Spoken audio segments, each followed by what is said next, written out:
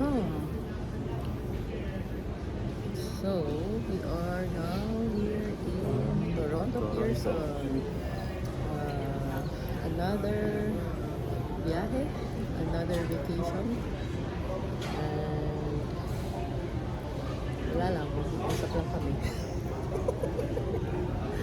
Anyway, so pampalipas oras, we'll just talk about our experience as an immigrant for the past, let's say 20 plus years. 20 plus years.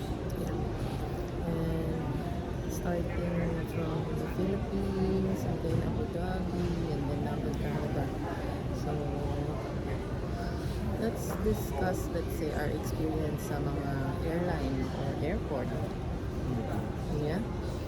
So, ikaw pa, paanong pinaka-memorable experience mo sa, let's say, sa airline? Airlines. Ano yung pinaka-una mong airline na nasakyan? Brunei. Brunei Airways. And how was it? Luxurious. Uy, talaga. Hindi ka na-try ang Brunei Airways. Maganda naman. Kaya mo na sabi ng luxurious. Anong amenities, pagkain, anong nagustuhan mo? Food, service, wala. Parang feeling ko walang alam mo yun, ano mo yung pakiramdam ko always sa Discrimination. Yeah, okay. Interesting. Ako, ang una naming airline, ano nga ba? Cathay Pacific yata kami. Yeah, Cathay Pacific. Una-unang punta namin ng Dubai. Tapos, ang pinaka-memorable sa akin siguro,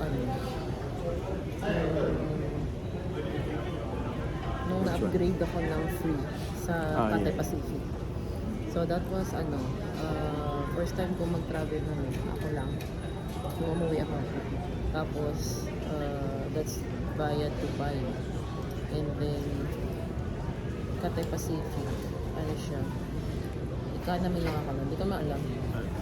And then, nung mag-boarding na kami, pinalitan yung boarding pass ko ng business class. O, diba? Sarap. good experience. Yes. Diba? Saan ka, nakahiga ka matulog. And then, siguro yung second memorable ko is yung nag-booking ko yung Oman Air ng business class by mistake.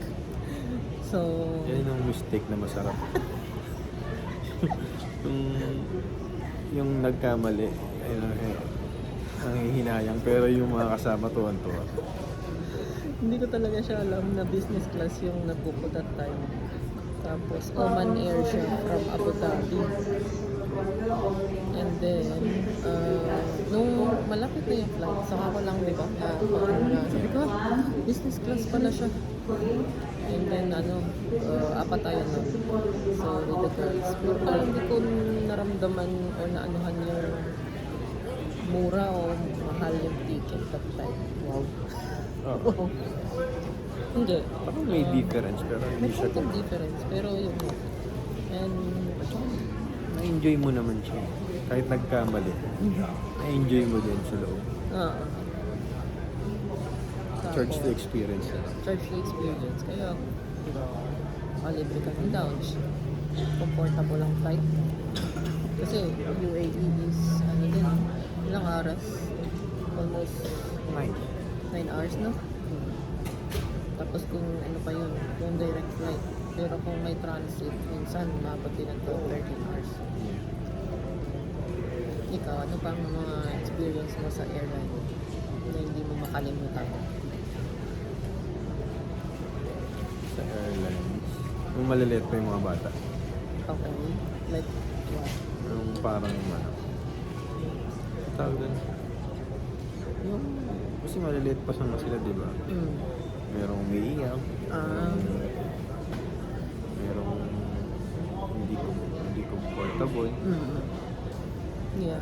I think that's one Yung din kasi part siyempre of parang nakaka-disturb tayo sa ibang passengers. passengers. Yeah, I Siyempre, remember. naman siya. I May sakit remember si nung Abby. si Abby ba yun? Si Angela? Si Angela din. Oo. Both. Noong time na si Angela, I think she's 6 months, first time natin mag-travel nun, di ba? And then, ano, yung puro siya rashes kasi sobrang init sa Pinas. Tapos, inirtable siya. So, mainit, yung mga ngati siguro. Tapos, yung ano sa airplane, ano sa tenga. So, talagang iyak siya ng iyak. So, nakakahiya sa mga kasabay natin sa plane. Otherwise, yun siguro talaga part ng pagka-travel with family. With kids. Yeah, with kids, small kids. Alala ko, nung nag-travel kami ni Angela tsaka ni... Kaming tatlo lang ba nun? O kaming dalawa lang ni ate? I don't remember. Basta may time na ang likot-likot, di ba? Tapos hinayaan na lang natin siyang magkalat dun sa airplane kasi kahit anong ayos mo nung yung mga brochure, yung mga catalog nila sa airplane, di ba nakalagay dun sa harap. So, pinagtatanggal niya yun. Nasa ang likot-likot. Nung bandang huli, hinayaan na lang natin kasi napagod na tayo sa kaliligpit. Ang likot niya sa ano, si Abigail yun. Abigail that time. Nakakatuwa. But this time it's different because we're traveling again alone, like together, lang kids. I mean, this is not the first time naman na ginawa natin. But then, this time around, talagang sila lang yung naiwan. Wala silang ano,